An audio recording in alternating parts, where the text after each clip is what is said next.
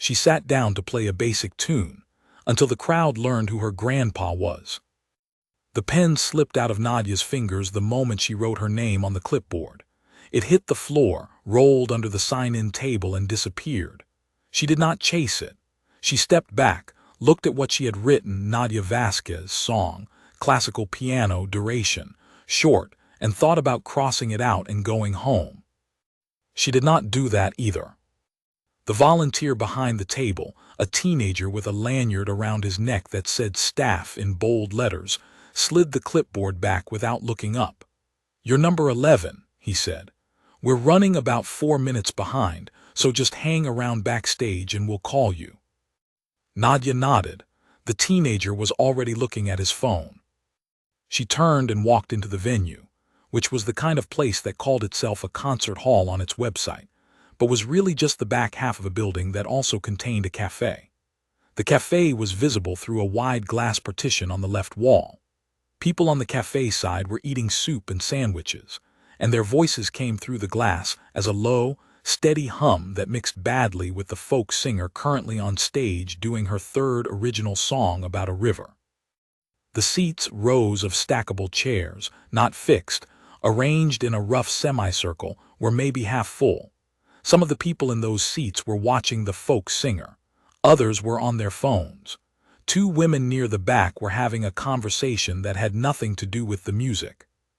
A man in the second row was asleep with his arms folded. Nadia found a spot near the side wall and stood there. She was wearing her grandfather's cardigan. It was too big. He had been a large man, wide through the shoulders, the kind of man who filled a doorframe, and the sleeves came down past her wrists. The elbows were worn through to a thin, pale fabric that was nearly transparent. It had 2 front pockets, deep ones, and she kept her hands in them. She had been wearing it every day for 8 months. She had not planned to perform tonight. That was the truth of it, and she knew it standing there against the wall listening to the folk singer finish her river song to polite applause. She had walked past this building 3 times in the last 2 weeks, seen the open mic sign on the door each time, and kept walking. Tonight she had stopped. She did not have a clear reason for why tonight was different from the other nights. She was not sure she wanted to examine the question too closely. The folk singer left the stage. A man with a guitar came on. He was good, clean finger-picking, a warm voice, and the room paid slightly more attention to him than it had to the folk singer. The sleeping man in the second row woke up briefly, registered that the music had changed, and went back to sleep. Nadia shifted her weight from one foot to the other. She looked at the piano. It was an upright, pushed to the left side of the stage, old and clearly not the priority of whoever managed this space. The black finish had dulled to a dark gray in patches. One of the legs had a crack running along it that had been repaired with wood glue at some point and not perfectly. From where she was standing, she could see that 2 of the keys on the left end of the keyboard were visibly lower than the others, sticky keys, probably. Keys that needed more pressure than they should, and sometimes did not come back up all the way. She had played worse pianos. Her grandfather had made sure of that. When she was 12, he had driven her to a community center 3 towns over specifically to practice on a piano that was badly out of tune, 2 pedals broken, a crack in the soundboard that made every note above high C sound like it was arguing with itself. He sat in a folding chair behind her and said, "Now play the nocturne." She played it badly, distracted by every wrong sound the instrument made, fighting it instead of working with it. When she finished, he said simply, "Again." She played it 11 more times that afternoon. By the 8th time, she was not fighting the piano. By the 11th time, she had found the music inside the noise. "The instrument is never the point," he told her on the drive home. "You are the point. The instrument is just the room you have to work in." She was 24 now. He had been dead for 8 months. The man with the guitar finished to warm applause and stepped off. An older woman came on with a violin and a backing track. Numbers 7, 8, 9, 10 passed. The volunteer with the lanyard appeared at Nadia's side. "You're up next," he said. She followed him to the side of the stage. Standing in the wing, she could see the full room from a different angle. The asleep man was still asleep. A couple near the front, late 30s, the woman had a glass of wine, were talking to each other in low voices. 3 young people in the middle rows had their phones face up on their knees. A teenage boy near the back, slouched low in his chair, was watching something on his phone with one earbud in. None of them were looking at the stage. The volunteer said, "You're on," and Nadia walked out. The overhead stage light was brighter than she expected, and she blinked twice, crossing to the piano bench. She adjusted it the way her grandfather had taught her, seat height, so that her forearms were parallel to the floor, close enough that her elbows would fall naturally at her sides, not braced outward. She settled her weight. She placed her feet on the pedals. She put her hands in her lap, not on the keys. She looked at the keyboard. The 2 sticky keys were 3rd and 4th from the left end, just as she had guessed. She could root around them. She would have to, in the lower passages, but she could do it. She had done it at 12 years old on a worse piano in a worse room with her grandfather watching. She took a breath. Then she did not play. She sat still for 7 seconds. Several people in the room counted them later, in various retellings, and they all arrived at 7. And in those 7 seconds her face did something that the couple in the front row would spend the next 3 years describing differently to different people. The woman would say she looked like someone gathering courage. The man would say she looked like someone who had already made a decision and was just waiting for her body to catch up to it. They would both be right in different ways. Then she placed her hands on the keys. And she began. What she played in the first 4 seconds was the opening of a Chopin nocturne, the one in E-flat major, Opus 9, number 2. And if you had heard those first 4 seconds with no context, knowing nothing about the room or the piano or the girl in the oversized cardigan, you would have thought, this is a trained musician playing a classical piece. But by the 8th second, you would have known it was something else. It was not a performance. It was not a recital. It was not a girl showing a room what she could do. It was the sound of someone saying something they had been holding for a very long time and had finally found the right moment, or the closest thing to it, to say. The notes were clean, and the phrasing was long and unhurried, and the part of the melody that passed through the sticky keys. She navigated it with a small adjustment in the left hand that nobody who did not know the piece would notice, and even people who did know it would have to listen twice to catch. The woman in the 3rd row stopped eating. She had a fork halfway to her mouth, and she set it back down on her plate without looking at it.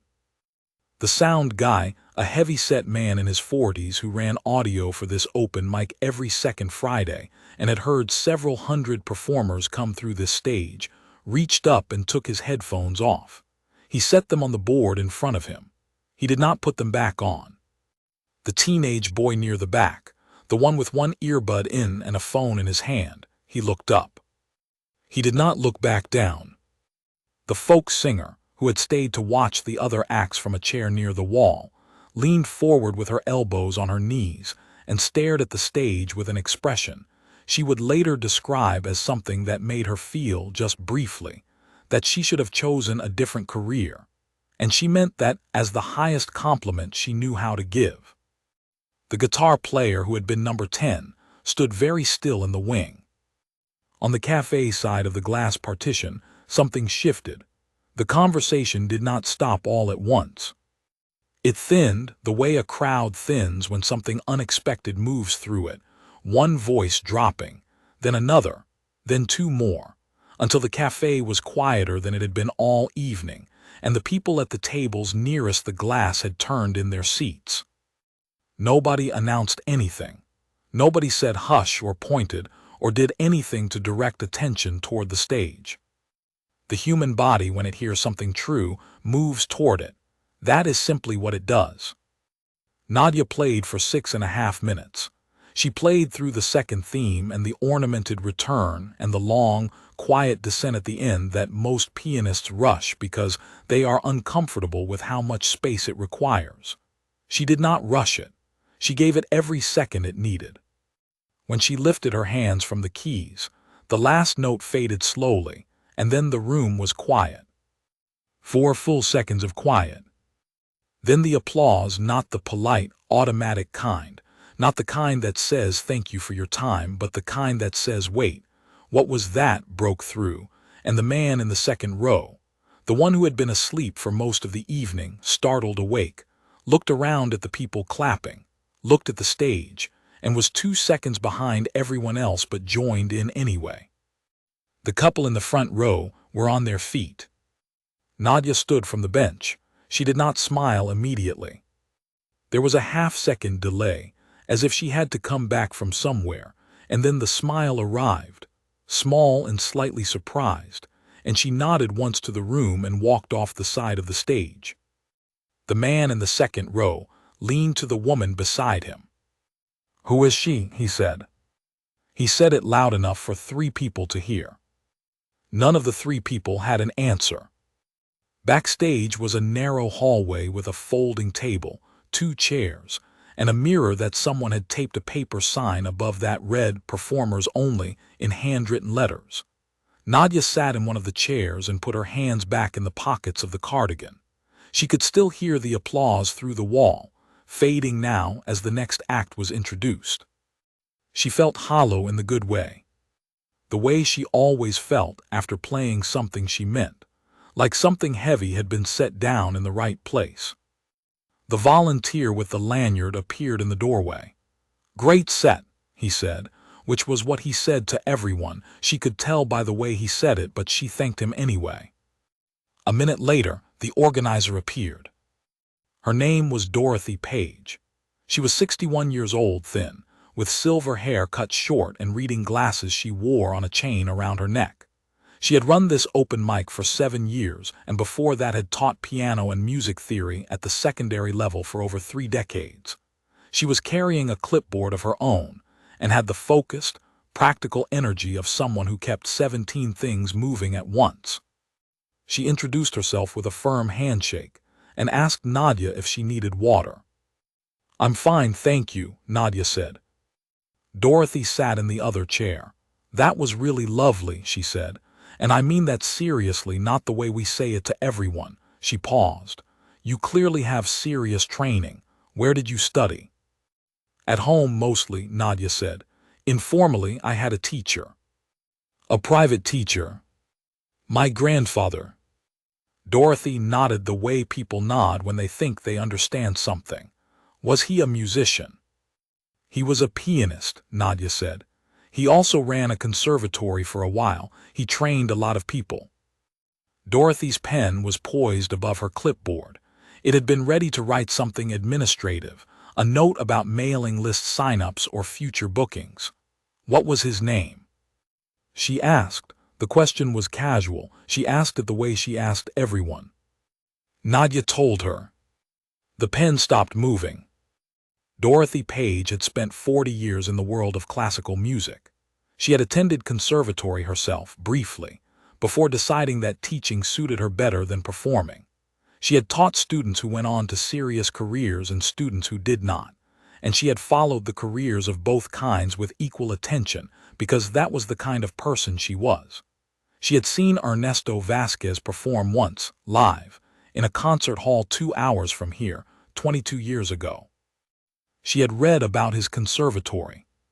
She knew the names of 3 musicians he had trained, because those 3 musicians were some of the most recorded and recognized in the last 40 years of the classical world. She had read his obituary 8 months ago and sat with it for a long time. "I'm sorry," Dorothy said. "Can you repeat that?" Nadia repeated it. Dorothy Page did not say anything for a moment. She looked at the girl in the oversized cardigan sitting quietly in the folding chair, hands in her pockets, expression open and a little tired. "He was your grandfather," Dorothy said. "Yes. And he taught you?" "From the time I was 6, Nadia said, "until he got too sick, about 2 years ago." Dorothy set her clipboard on the table. She took her reading glasses off the chain and put them on, then took them off again, as if she were not sure what she had intended to do with them. Then she stood up and said, quietly, "Excuse me for just a moment," and walked back out to the hall. Nadia heard her footsteps stop somewhere near the front rows. She heard a moment later the low sound of voices, 3, maybe 4 of them. Then, through the wall, the pause between acts that meant someone had gone on stage, and a new set beginning with the soft opening of a guitar chord. She reached into the left pocket of the cardigan and felt the familiar nothing there. Just fabric, just the worn interior of an old pocket. She did it every time, the reaching, and every time was the same. Nothing there. He was not there. She was starting to understand that she was going to keep reaching anyway. The voices outside in the hall had grown. Not loud, this was not a loud room, but layered, the way voices get when one person's surprise becomes another person's and then spreads. She heard a chair scrape.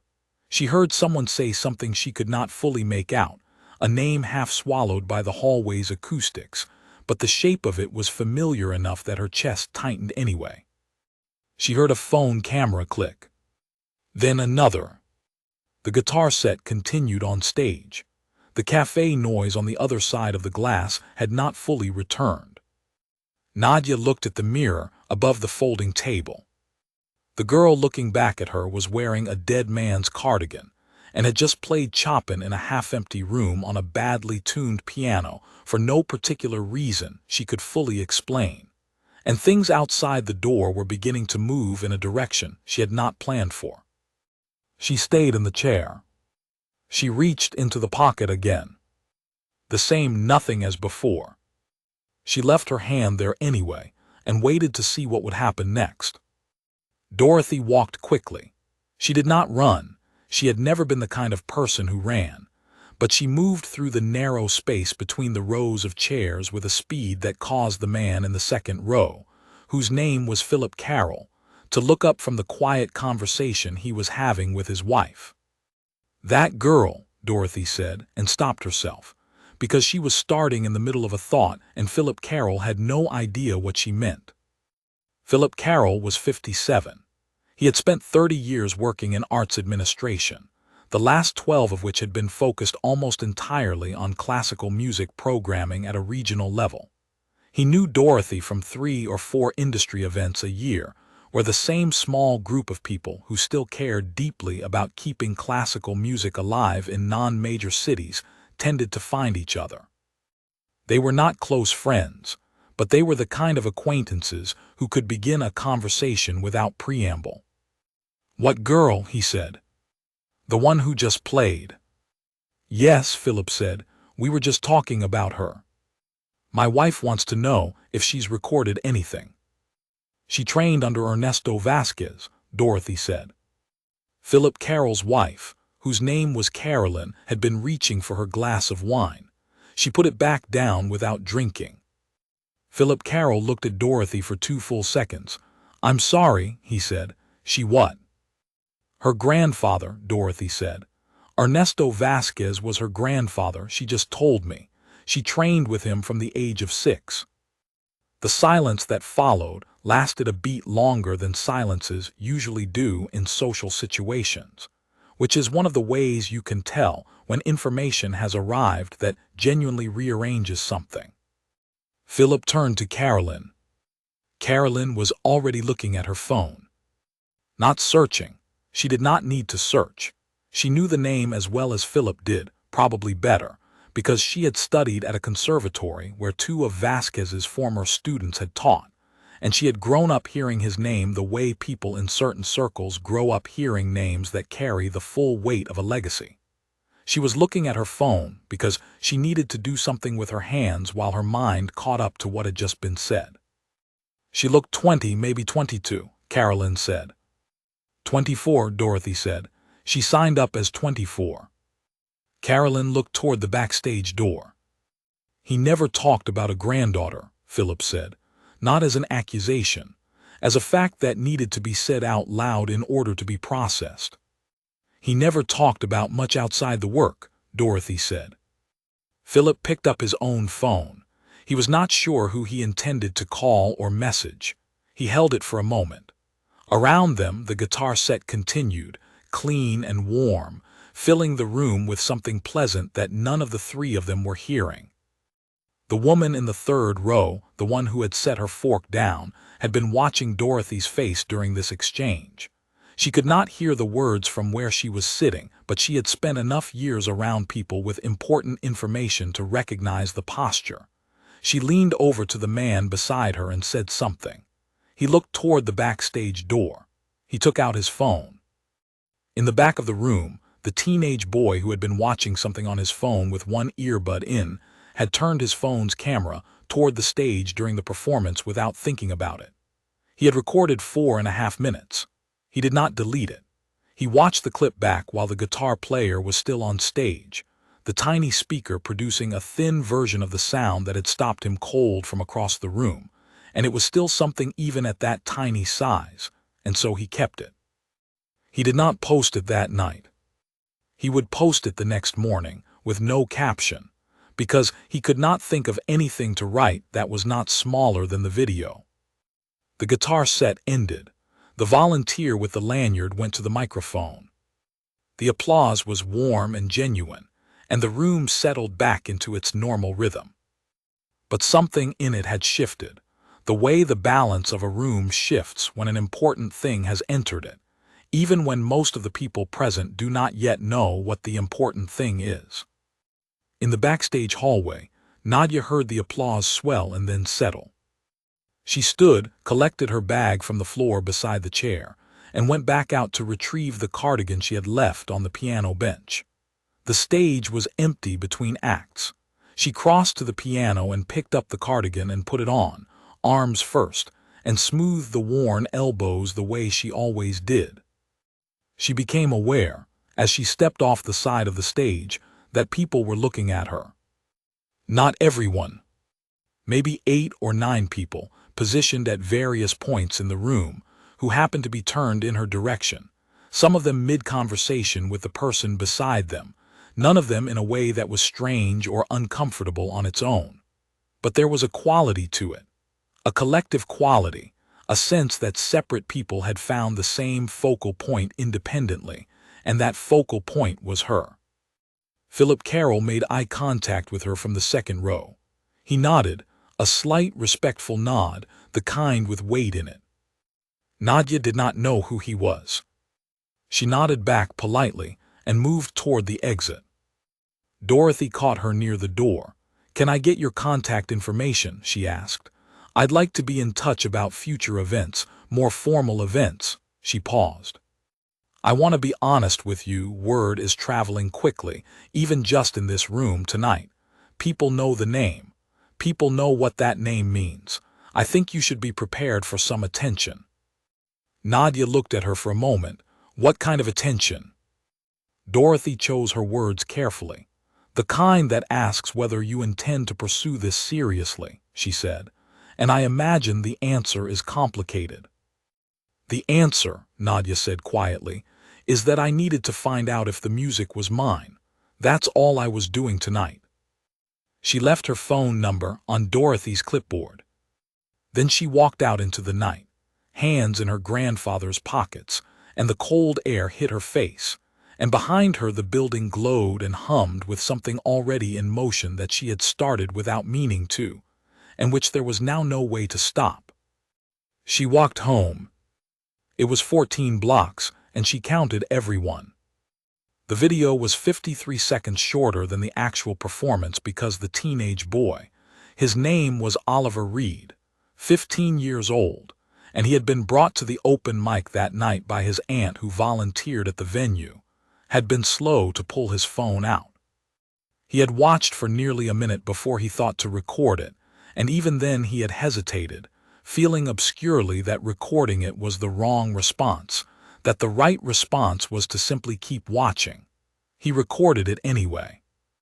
He posted it at 11:47 the following morning with no caption, no title, no tags. Just the video, starting at the point where Nadia was halfway through the first theme, her hands moving across the keyboard with a precision that looked effortless the way only deeply practiced things do. By 3 in the afternoon, it had 12,000 views. By 8 in the evening, 87,000. Nadia was at work for most of this. She was a dental receptionist at a practice 4 blocks from her apartment, a job she had taken 3 years ago when she moved to this city and needed steady income, while she figured out what she was doing with her life. She was good at it. She had a calm manner with anxious patients, and a precise memory for appointments and insurance details, and the particular preferences of the 30 or so patients who came in regularly enough to have particular preferences. Her coworkers liked her. Her employer, a dentist named Dr. Gerald Park, had offered her a small raise 6 months ago, and she had accepted it. She did not check her phone much during the workday. It was not that kind of job. Her phone had 143 notifications when she looked at it on her lunch break. She did not immediately understand what she was looking at. She opened the video platform and saw the clip, Oliver's clip, though she did not know it was his yet, and she watched herself play for 4 minutes and 11 seconds on her phone screen in the break room of a dental practice, eating a sandwich, and felt a strange doubling, as if she were watching someone she used to know. The comments were loading in real time. She watched new ones appear while she was reading the ones that had already loaded. Most of them were some version of the same thing. Who is this? Where did she come from? I did not expect to feel this way at 11 in the morning on a Tuesday. Some of them mentioned the cardigan. Several of them mentioned the piano, its visible age, the way the performance made the instrument's condition irrelevant. None of them yet mentioned her grandfather's name. That changed by midnight. Someone who identified themselves as a former student at the Vasquez Conservatory, the institution her grandfather had built and run for 16 years before health had made it impossible to continue, posted a comment that read simply, "That cardigan, that is the cardigan he always wore." And then another comment under that one, "Does anyone know her surname?" And then someone who had looked her up through the venue's open mic sign-up page, which was publicly accessible, posted her full name. And then the name Ernesto Vasquez appeared in the comments. And then it appeared again, and kept appearing. A stone dropped into still water, the ripples spreading outward until they touched everything. Music forums lit up. Alumni networks of 3 separate conservatories, a closed Facebook group for classical piano enthusiasts with 40,000 members, a respected music journalist who had written Ernesto Vasquez's most read profile piece, an interview conducted 7 years before his death, detailed and personal and widely shared in the classical world, posted the video with 3 words, "Look at this." Her followers shared it without adding anything, because sometimes 3 words is the right amount. Within 48 hours of Oliver posting the clip, it had cleared 1 million views. Within 72 hours, 2,300,000. The comments were now a living document of the classical music world processing, something unexpected. Former students of Vasquez's conservatory posted memories. People who had seen him perform decades ago posted where they had been sitting, what piece he had played, what it had felt like to be in the room. Pianists with small teaching studios in mid-sized cities posted about what his recorded work had meant to them when they were learning. A documentary filmmaker left a comment that was longer than most people's paragraphs, about what it meant, visually, aesthetically, that this footage existed, a cracked piano, a borrowed cardigan, a half-full room as the vessel for this particular musical lineage. One comment that received more engagement than any other said only, "He never talked about having a family. I studied there for 2 years and I never heard him mention anyone.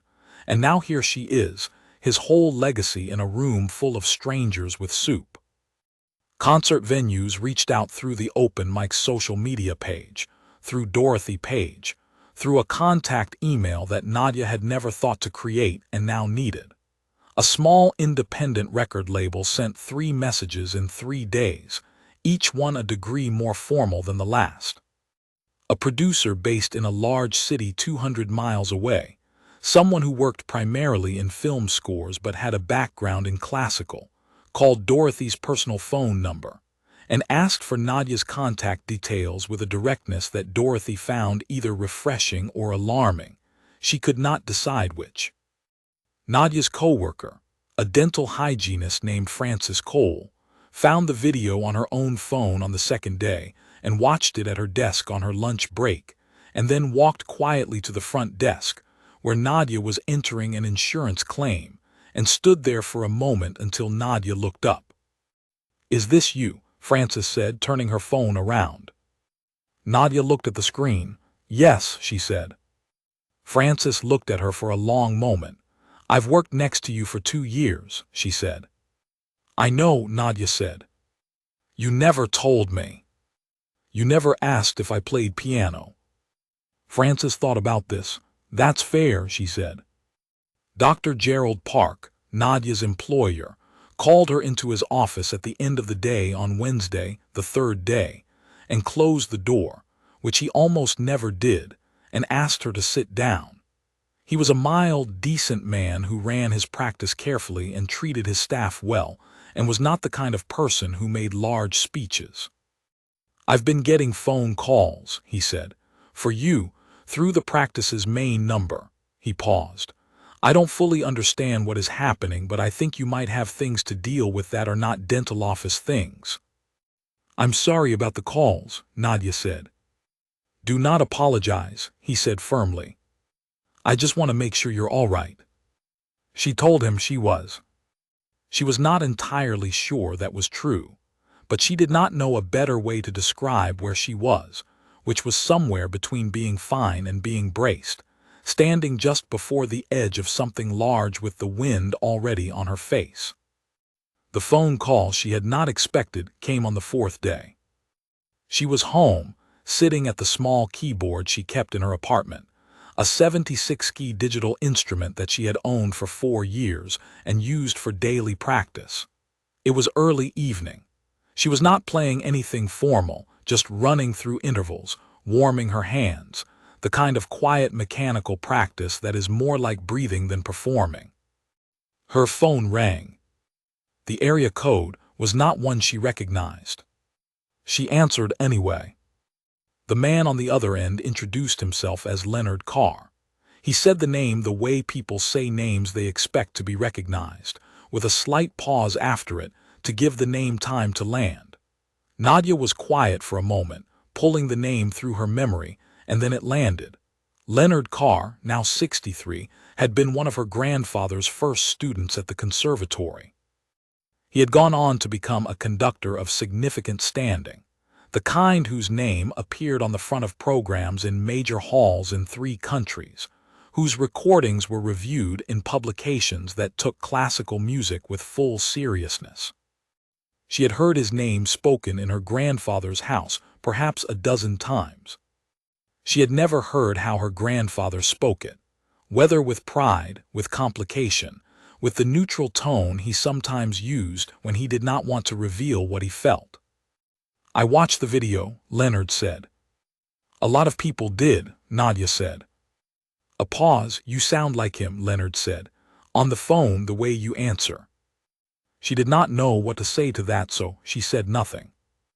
"I called," he said, "because I wanted you to know that I studied with your grandfather for 4 years. He was the most demanding person I have ever worked with. I did not always like him. I think he knew that and did not mind. What I know for certain, listening to that video, is that he taught you the right things, the same things he taught me, and that is, he stopped and started again. That is not a small thing for me to say." The phone call lasted 40 minutes. Nadia did not repeat much of it to anyone afterward, not because it was painful, though parts of it were, in the complicated way that things can be painful and generous at the same time, but because some conversations belong only to the people in them, and this one felt that way. When she hung up, she sat at her keyboard for a while without playing it. Her grandfather had trained Leonard Carr, had trained others like him. had spent the better part of his life pouring everything he knew into other people's hands and sending them out into the world, and then had come home to a small house with a small piano and taught his granddaughter the same things with the same patience and the same relentless, affectionate demand. She had asked him once, when she was 17, why he never talked about the conservatory. He had been quiet for a long time before he answered, the way he was quiet before answers that mattered. Because that was work, he said. This is different. She had not fully understood him then. She was beginning to understand him now. She reached into the pocket of the cardigan. The same nothing. She left her hand there for a while, and then she began to play. The concert hall held 200 seats, and they were sold out in 11 minutes. Nadia knew this because Dorothy told her, and Dorothy told her in a voice that carried the particular quality of someone reporting something they find slightly unbelievable despite having witnessed it directly. The tickets had gone live on a Monday morning. By Monday morning plus 11 minutes, every seat was gone and there was a waiting list. The venue was not a major hall. It was a mid-sized independent space in a building that had been a warehouse and then a theater and then a warehouse again, and was now, after a renovation 7 years ago, a clean and acoustically careful room with good sight lines and a Steinway Model D on a low stage. The kind of venue that mattered in its city. The kind that the right people paid attention to. Dorothy had arranged it. Or more precisely, Dorothy had spoken to the right people, and the right people had agreed, and then things had moved with the specific speed of things that have been waiting for a reason to move. Nadia had said yes. She had said it after sitting with the question for 3 days, during which she had told no one she was considering it, had gone to work and come home and played her keyboard in the evenings and thought about what her grandfather would have said. She did not know what he would have said. He had opinions about performing and about readiness, and about the difference between playing for the right reasons and playing for the wrong ones, and she had heard those opinions enough times to recite them, but she did not know how he would have applied them to this specific situation, which was stranger than anything she had imagined either of them would find themselves in. She said yes because she wanted to know something. She wanted to know whether what she felt at that badly tuned piano in that half-full room was repeatable, whether it was a true thing or a momentary one, the product of a particular night and a particular decision, and a particular piece that her grandfather had loved, or whether it was the beginning of something she had not yet named. The only way to find out was to play again. The night of the concert she arrived 2 hours early. The hall was empty except for the technical staff, and they were quiet people who worked around her without making her feel watched. She sat at the Steinway for 30 minutes, alone, running through nothing she intended to play. Just the instrument's range, just the way it responded, and it was the finest instrument she had ever played, responsive in a way that required adjustment, because instruments that do exactly what you ask require a more precise ask. Her grandfather would have had a lot to say about the Steinway. She could almost hear him saying it.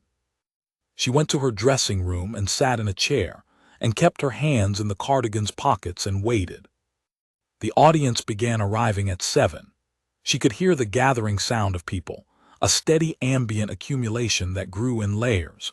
Footsteps, voices, the particular acoustic that 200 people in a room create just by being present and moving and settling into seats. She had always been able to hear an audience before she could see them, and she had always found the sound of it clarifying rather than frightening, the way a clear cold morning is clarifying. She was not afraid. She had been afraid briefly, 6 days ago, when the number of people who had watched the video crossed 2 million, and it became clear that tonight would matter to a lot of people who did not know her, and whom she did not know. She had sat with the fear for about half an hour and then let it go, because fear of other people's expectations is only useful if you intend to meet them, and she did not intend to meet anyone's expectations. She intended to play. The stage manager knocked at 7:52. 5 minutes, she said. Nadia stood. She smoothed the elbows of the cardigan. She walked down the short corridor to the wing. From the wing she could see the full house. Every seat filled. People still settling, conversations still finishing, programs being opened and closed. She scanned the room without focus, not looking for anyone specific. In the third row, she noticed Dorothy Page, silver hair, reading glasses on the chain, sitting very upright in a way that suggested she was both proud and terrified, which was the correct response. In the second row, Philip Carroll and his wife Carolyn, who had driven 2 hours for this. Philip was reading the program. Carolyn was not. Carolyn was looking at the stage already, even though nothing had started. In the fourth row from the back, nearly invisible except that Nadia had been told he might come, was Leonard Carr. She could not see his face clearly from the wing. She did not try to. She did not see Oliver Reed, the teenager who had filmed the video, though he was there. He and his aunt, 3 rows from the front, the aunt having acquired the tickets within the first 4 minutes they were available, with a speed she would always be slightly smug about. The stage manager said, "Okay." Nadia walked out. The applause when she appeared was warm and immediate, the kind given to someone the room has decided it is already glad to see. She walked to the bench. She adjusted it. She settled her weight. She placed her feet on the pedals. She looked at the keyboard. No sticky keys. No cracked leg on the piano. No cafe noise through a glass wall. No half-empty room with a man asleep in the second row. A perfectly tuned instrument, a full house. 200 people who had gotten here in 11 minutes. She reached into the left pocket of the cardigan. The same nothing she always found. She left her hand there for 3 seconds. Then she withdrew it and placed both hands in her lap. She did not play. Not yet. The room went quiet in the way that only happens when an audience decides, collectively and without discussion, that the moment has arrived. No shuffling, no coughing, no programs being turned over. 7 seconds. Several people counted them. Then she began. She did not play the Chopin Nocturne. The room had perhaps expected it. The Nocturne was what they had heard, what had brought them here, what they associated with the video and the half-full room and the cardigan and the name. She did not play it. What she played instead was something no one in the room had heard before, because it had never been performed. She had written it over the course of the 8 months since her grandfather died, not as a formal composition, but as a private one, a conversation in notes that had no other audience in mind. She had never planned to perform it. She had decided to, 4 days ago at 2 in the morning, sitting at her keyboard in her apartment with her hands in the cardigan's pockets. It was not a simple piece. It pulled from things her grandfather had taught her, not specific pieces but shapes, the way he had taught her to breathe through a long phrase, the way he had shown her how silence inside a melody creates more tension than sound, the way he had placed her hands when she was 6 years old and said, "Room to breathe. Always room to breathe." It was 8 minutes long. It did not have a title. When people would ask her afterward what it was called, she would pause before answering, the same pause every time, and then say that she had not titled it yet. This was true, and also not the whole truth. The whole truth was that she had a title in mind, had always had it, but it was a private title, the kind that belongs in the left pocket of a cardigan, in the same place as the nothing she kept reaching for. Carolyn Carroll in the second row began crying at the 3rd minute. She did not try to stop. Philip took her hand without looking away from the stage. Oliver Reed in the front section sat with his phone face down on his knee. He had decided before arriving that he would not film this one. Some things you watch with both eyes, he had thought, and he was 15, and that was a more sophisticated thought than most people his age arrived at, and he arrived at it correctly. Leonard Carr in the 4th row from the back sat very still. Dorothy Page sat very upright and felt, for the first time in a long time, that she had done exactly the right thing. The piece did not end with a grand gesture.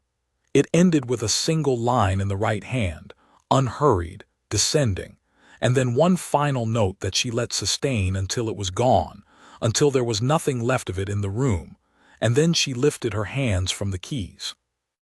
The silence that followed was longer than 4 seconds.